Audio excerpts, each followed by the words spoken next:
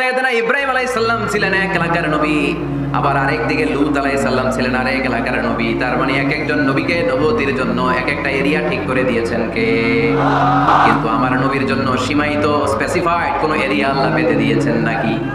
আওয়াজ করে বলতে হবে, আমার নবীর নবুয়তির আলাদা কোনো বাউন্ডারি আছে? আল্লাহ বললেন, ওয়ামা আরসালনাকা কাফাতান লিন্নাসি বাশীরান ওয়া নাযীরা। নবী হে, আপনার জন্য আপনার নবুয়তির আলাদা করে ছোট্ট কোনো বাউন্ডারি নাই, গোটা বিশ্বটাই আপনার নবুয়তির বাউন্ডারি। আপনি শুধু সৌদি আরবের নবী না, আপনি শুধু মিশরের নবী না, আপনি শুধু বাংলাদেশিদের নবী না, আপনি শুধু আরবি ভাষাভাষীদের নবী না, আপনি শুধু সাদা চামড়ার লোকদের নবী না, আপনি শুধু পুরুষ মানুষদের নবী না, আপনি শুধু শক্তিশালীদের নবী না, আপনি গোটা বিশ্বের সবার জন্য নবী হয়ে এসেছে। খাতামুন নবীয়্যিন, উনি শেষ নবী। আমার নবীর পরে আর কোন নবী আসবে?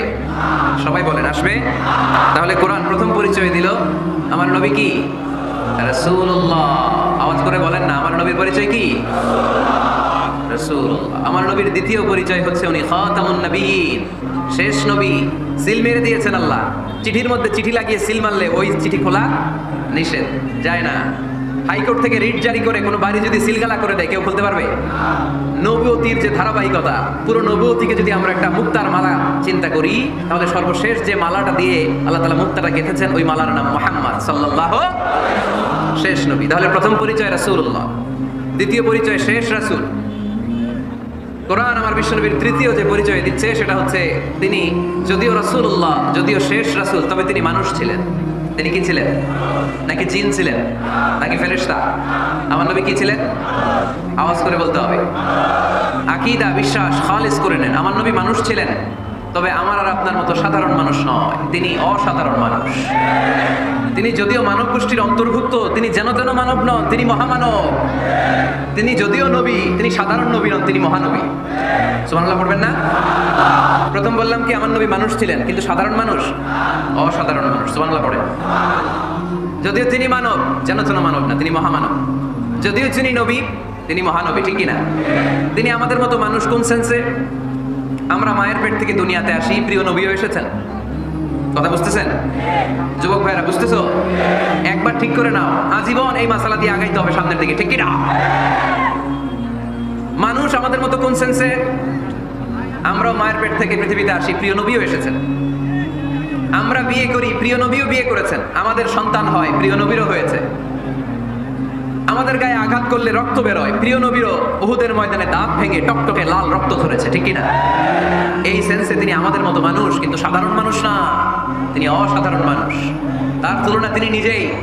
আমার নবীর মতো সুন্দর নবী পৃথিবীতে আছে? কথা বলেন। অনেকে বলে নবীদের মধ্যে ইউসুফ আলাইহিস সালাম বেশি সুন্দর ছিল, কিন্তু আমার নবীর চেয়ে বেশি সুন্দর। বিশ্বনবী বলতেন, আনা মালিহ ওয়া ফি ইউসুফ সাবিহ, আমি হচ্ছি মালিহ, মিলহুন মানে লবণ, লবণ থেকে লাবণ্যময়ী।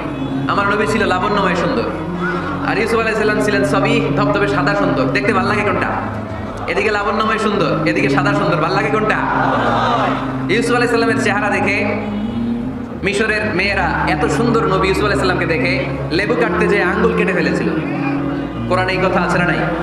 ওয়াকাত্তা'না আইদিয়াহুম, লেবু কাটতেছে, আর ওনারে দেখে লেবু কাটা শেষ, কিন্তু কাটা আর থামায় নাই, ওই এক টানে আঙ্গুল শেষ। এই কথা যখন আমাদের প্রিয় নবীর স্ত্রী আমাদের আম্মা জান আয়েশা রাদিয়াল্লাহু তাআলা আনহা শুনলেন, উনি বললেন, ও মিশরের নারীরা, তোমরা ইউসুফ নবীর চেহারা দেখে লেবু কাটতে যে আঙ্গুল কেটেছো, তোমরা যদি আমার স্বামী, আমার নবী, প্রিয় নবীর চেহারা দেখতা, তাহলে লেবু কাটতে যে আঙ্গুল নয়, কলিজাটা কেটে খান খান করে দিতা। আমার নবীর সৌন্দর্যের সাথে কারো কোনো সৌন্দর্যের তুলনা হতে পারে? তবে তিনি মানুষ ছিলেন। কি ছিলেন? আকীদা ক্লিয়ার? কথা বুঝতে পেরেছেন? এজন্য কোরআন বলে, কুল ইন্নামা আনা বাশারুম মিসলুকুম ইউহা ইলাইয়া আন্নামা ইলাহুকুম ইলাহুন ওয়াহিদ। ও নবী, আপনি বলে দেন, নিশ্চয় আমি তোমাদের মতোই মানুষ, কিন্তু পার্থক্য হলো আমার কাছে ওহী আসে, তোমাদের কাছে আসে না, ঠিক না? এখানেই পার্থক্য। তিনি অদৃশ্যের খবর জানেন, গায়েবের কথা, অদৃশ্যের কথা যতটুকু জানানোর আল্লাহ তাআলা বিশ্বনবীকে জানিয়ে দিয়েছে। বিশ্বনবী এটা জানেন, আমরা কি জানি? তাহলে আমাদের মতো অনেকে সাধারণ মানুষ, অসাধারণ মানুষ। সবাই বলেন অসাধারণ মানুষ, ইউনিক, আনপ্যারালাল, অসাধারণ, যার কোনো তুলনা হয়? ওনার তুলনা উনি নিজেই। সাইয়্যিদু ওয়ালদি আদম, আদম আলাইহিস সালামের যত সন্তান পৃথিবীতে এসেছে, বিশ্বনবী বলেন এই সবার মধ্যে আমি সেরা। সুবহানাল্লাহ কইতে পারলেন না? বিষ্ণু ইসলাম বলেন গোটা বিশ্বের মানুষকে আল্লাহ দুই ভাগ করলেন। কয় ভাগ? এক ভাগ জান্নাতি, এক ভাগ জাহান্নামী। আমারে জান্নাতীদের মধ্যে ফেললেন, জান্নাতীদেরকে বিভিন্ন দেশে ফেললেন, আমারে মক্কায় ফেললেন। মক্কাবাসীদেরকে অনেক বংশের মধ্যে ফেললেন, আমারে কুরাইশ বংশে ফেললেন। কুরাইশ বংশে অনেক খানদান আছে, আমারে হাশিমি খানদানে ফেললেন। হাশিমি খানদানে অনেক পরিবার আছে, আমারে শ্রেষ্ঠ পরিবারে ফেললেন। আনা খায়রুকুম নাফসা, আনা খায়রুকুম বাইতা, যে কোনো ক্রাইটেরিয়ায় হোক, মানদণ্ডে হোক, গোটা বিশ্বের মধ্যে আমি সেরা। চিল্লায় বলে ঠিক কিনা? ওয়ালা ফখর। কিন্তু এজন্য আমি অহংকার করি? বিশ্বনবীর মনে কোনো অহংকার ছিল? তিনি মানুষ ছিলেন, অসাধারণ মানুষ। তিনি মানব, কিন্তু মহামানব। সুবহানাল্লাহ পড়ে। নবীরে চিনতেছেন? নবীরে চিনতে পারতেছেন? বুঝতে পারতেছেন? তাহলে প্রথম পরিচয় কি ছিল? মাশাআল্লাহ। এই যেটা ক্লাস, তাফসীর মাহফিলের ক্লাস। আমার যে কত ভালো লাগে ছোট ছোট ছেলেরা যখন এসে বলে হুজুর আমি আপনার ক্লাসের ছাত্র। আমি বললাম আমি আবার কই পড়াই, তুমি ছাত্র? কই যে ইউটিউবে ওয়াজ করেন। তাহলে আমার নবীর প্রথম পরিচয় তিনি রাসূলুল্লাহ, ঠিক কি না? তিনি রাসূল ছিলেন। দ্বিতীয় পরিচয় শেষ নবী। 3 নাম্বার পরিচয় তিনি মানুষ ছিলেন। কি ছিলেন? অসাধারণ মানুষ। 4 নাম্বার পরিচয় আমার নবী কখনো মন গড়া কিছু বলতেন না। খেয়াল করে শুনবেন, আমার নবী মন গড়া কিছু বলতেন? ওনারা সব শিখাই দিত কে? ওনার শিক্ষক কে? পৃথিবীর কোনো মানুষের কাছে উনি পড়ছেন? ওনার লেখাপড়া করা লাগে? আরে লেখাপড়া করা লাগে তো আমাদের লেখা লাগে, আমাদের পড়া লাগে। নবীর লেখা লাগে না, নবীর পড়া লাগে না। কারণ নবী আমাদের মতো সাধারণ না, তিনি অসাধারণ মানুষ। চিল্লায় বলো ঠিক কিনা? কোন শিক্ষকের কাছে উনি যান নাই, কোন উস্তাদের পদপ্রান্তে যে বসেন নাই উস্তাদ বলে, কারণ ওনার উস্তাদ একজন। চিল্লায় বলেন তিনি কে? তিনি মন করা কিছু বলেন না। He was guided by revelation, by ওয়াহি। তিনি ওহী দ্বারা পথ প্রদর্শিত হয়ে কথা বলেন। না জানলে চুপ থাকেন। আমাদের একটা বদ অভ্যাস, না জানলেও আমরা বলি, আছে না নাই? আমি জানি না, এইটা বলতে এত লজ্জা লাগে আমাদের, এত লজ্জা লাগে, এত লজ্জা লাগে। এখন থেকে এইটা প্র্যাকটিস করবেন, বলবেন যে আমি জানি না। আসলেই তো আমি জানি না। আমি কি জানি? জানে তো একজন, তিনি কে? আমি জানি, আমার চেয়ে বড় কেউ নাই, এটা বললেই খবর আছে। এরকম বলে শয়তান। এরকম বলে কে? মুসা আলাইহিস সালাম ওয়াজ করতেছিলেন উম্মতের মাঝখানে। এক উম্মত দাঁড়ায় বলে ইয়া নবী আল্লাহ মান আ'লামু ফিল আরদ। হে নবী মুসা, একটা প্রশ্ন। কি প্রশ্ন?